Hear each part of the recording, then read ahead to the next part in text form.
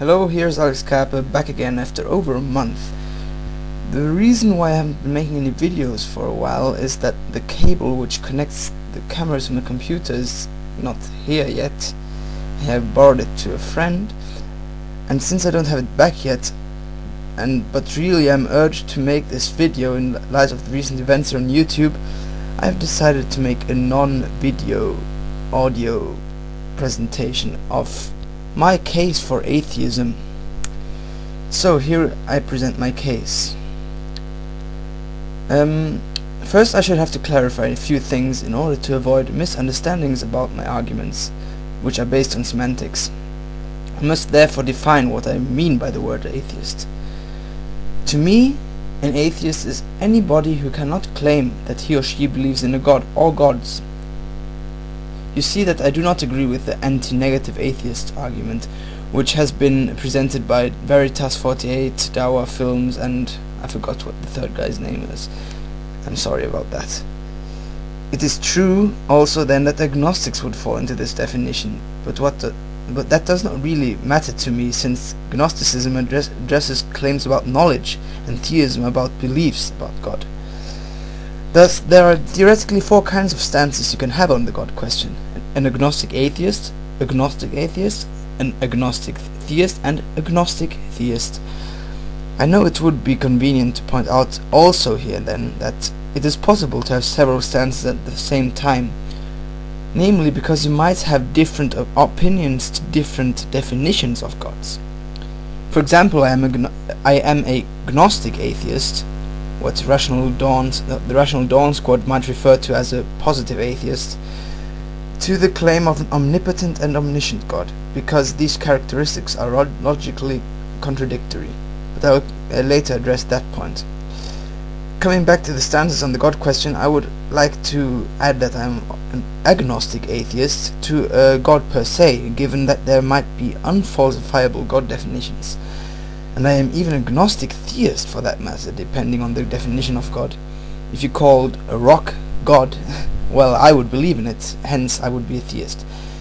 You can probably see that I'm basing my arguments heavily on what definition you have of God. And I can only argue against a God which is in some sense falsifiable.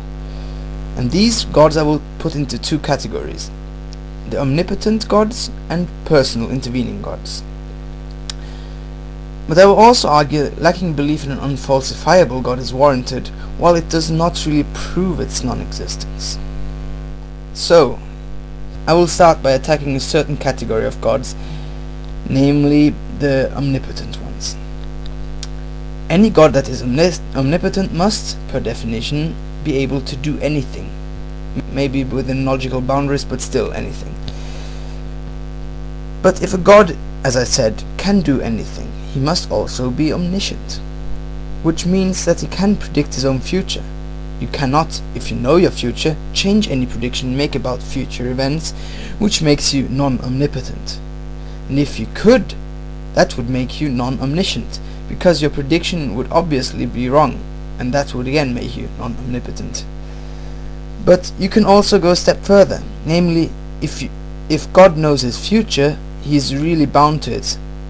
And the fact that he's bound to his future makes him more than not omnipotent, it makes him impotent, because he has no power of changing his future. He is captured within his own fate, making him as unfree as possibly conceivable, which in turn makes the attribute of omnipotence self-defeating. If we ignore this problem for God, then still the Christian, Muslim, Jewish, or any all-powerful, all-loving, all-knowing God who has an interest in us believing in him, and even has built a retributive system which extends into all eternity based on, inter alia, whether we believe in him or not, has two arguments which I find serve as good refutations of him or her. Most theists have probably already heard them, but I will still explain why I find them to be convincing. The first is the problem of evil. My version goes as follows: if there is an all-powerful, all-loving God, there would be no unnecessary suffering in the world. There is unnecessary suffering in the world, thus an all-powerful, all-loving God does not exist. The conclusion follows through deduction from the first two premises, if they are granted. So here is my elaboration of premise 1 and 2. I personally believe no rational person would dispute the first premise, because it's almost a truism. Allowing unnecessary evil, note that I did not say any kind of evil, is simply illogical if you want to have an all-loving God. Coming to the second premise, I must invoke evolution for this argument. But since evolution is a well-substantiated scientific fact, I do not doubt that this will be all too big a problem. There are evolutionary defects, as I call them, such as vestigial organs, birth deformities, etc., which are an intrinsic attribute of evolution by natural selection. The pain caused by these defects is indeed very unnecessary. Arguing with free will not work, since evolution has begun long before the emergence of humans, thus long before we could have screwed anything up with original sin and so forth. On top of that, natural disasters and other harsh forces of nature too have shown to be a very unnecessarily painful way to run the world. An all-powerful God could have avoided these needless sufferings over billions of years, and an all-loving God should have avoided them. My second argument is that of divine hiddenness. It goes as follows. If there is an all-knowing, all-powerful, and all-loving God who wants us to believe in him, there should be no people who die non-believers. Note that I don't say that are non-believers, but actually die non-believers. There are people who die non-believers. Thus an all-knowing, all-powerful God who wants us to believe in him does not exist. So I will have to explain premise 1 in detail, because it seems very daring. But you need to consider this. If God truly wants us to believe in him, then he could present us with the amount of evidence needed to convince us. And being all-loving, this would in fact be his duty, since no person is capable of believing something without any, for him personally, convincing evidence, be it rational or emotional. I am presupposing that an all-loving God would not create people who would only believe in him if forced to, since, as that would violate our free will, these people would automatically, on top of that completely innocently, be doomed from birth. I am also presuming that evidence does not infringe our possibility of using our free will. Thus God could present us all with a sufficient amount of evidence, and we would all become believers. For premise 2, I would just have to say that there are numerous people who have died atheists. For example, Bertrand Russell, Carl Sagan, Karl Marx, just to name a few. Here I am going to go on with the personal God who regularly intervenes. The problem with intervention from God is that for us to notice it in any way, or for it to affect the natural world at all, it must manifest itself in natural form. They must leave some kind of traces.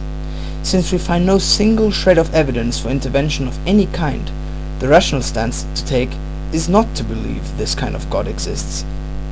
Yes, this kind of God is not disproved, but highly improbable. If you start arguing then but that God does not intervene anymore but used to, or that the interventions are indistinguishable from natural occurrences, then this renders your God unfalsifiable, but I will come to that later. Generally, for my case against God, I also take into account the great failure of all proofs for the existence of God. And this fact shows that not only is there no empirical evidence for the existence of a creator, as I showed just before, but not a logical one either. God becomes completely unjustified, which then again justifies the lack of belief in him or her. So now I will come to the unfalsifiable gods. Why I doubt them, and am warranted not to believe in them, while not being able to disprove them, is that unfalsifiability renders a God useless. There is nothing about this God which ensures that he is true rather than false. Quite to the contrary, he constitutes an unnecessary, unfounded assumption which a model of the universe can easily do without. The explanation of our world thus is per definition not necessarily dependent on God, as it is explainable without him or her. To me it seems more rational not to believe that there is a God responsible for the creation of the world. That was my case, and I hope you have enjoyed and found my arguments somewhat convincing. And I think that's it.